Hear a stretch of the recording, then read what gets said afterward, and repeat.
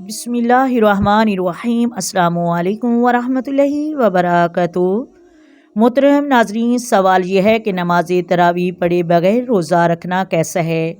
ایک شخص نے نماز تراویح نہیں پڑھی، کیا وہ روزہ رکھ سکتے ہیں یا نہیں؟ اگر وہ شخص روزہ رکھے گا تو اس کا روزہ ہوگا یا نہیں؟ کیا حکم ہے؟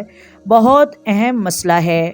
روزہ جو ہے یہ فرض عبادت ہے، روزہ فرض ہے۔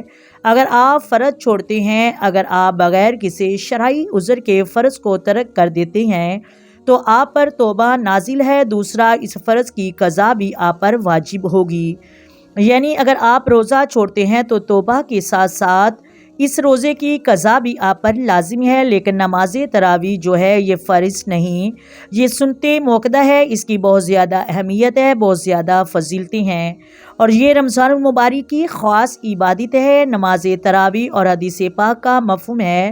نبی اکرم صلی اللہ علیہ وآلہ وسلم نے ارشاد فرمایا کہ جس نے ایمان کی بنا پر ثواب کی نیت سے رمضان المبارک کی راتوں میں قیام کیا، وہ اس طرح گناہوں سے پاک ہو جاتا ہے جس طرح وہ ایک دن کا بچہ تھا جس دن اس کی والدہ نے اس کو جنم دیا۔ نماز تراویح کی بھی بہت زیادہ اہمیت اور فضیلت ہے، اس کو بھی نہیں چھوڑنا چاہیے، اس کو بھی ادا کرنا چاہیے۔ لیکن نماز تراویح کا اور روزے کا کوئی تعلق نہیں۔ ایسا نہیں کہ کوئی شخص نے نماز تراویح نہیں پڑھ سکا تو وہ روزہ بھی چھوڑ دے اور فرض بھی چھوڑ دے۔ نماز تراویح سنت موقدہ ہے اور روزہ فرض ہے۔ اگر کسی وجہ سے نماز تراویح نہیں پڑھی تو روزہ آپ بالکل بھی مس نہ کریں، روزہ نہ چھوڑیں۔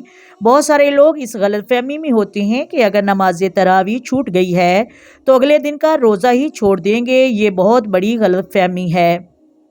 اگر آپ بعد میں روزے کی قضا بھی کر لیں تو رمضان المبارک کے روزے کا مقابلہ نہیں کر سکیں گے۔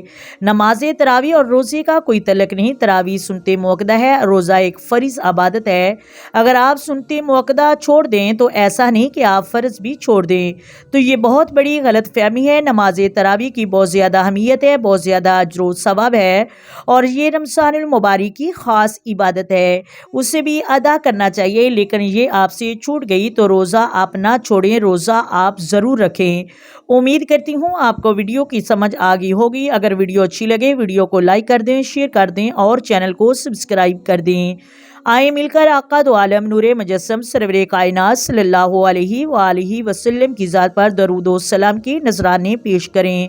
الصلاۃ والسلام علیک یا سیدی یا رسول اللہ، الصلاۃ والسلام علیک یا سیدی یا حبیب اللہ، الصلاۃ والسلام علیک یا سیدی یا نبی اللہ وعلی آلک وصحابک یا سیدی یا محمد رسول اللہ۔ محترم ناظرین، اللہ حافظ۔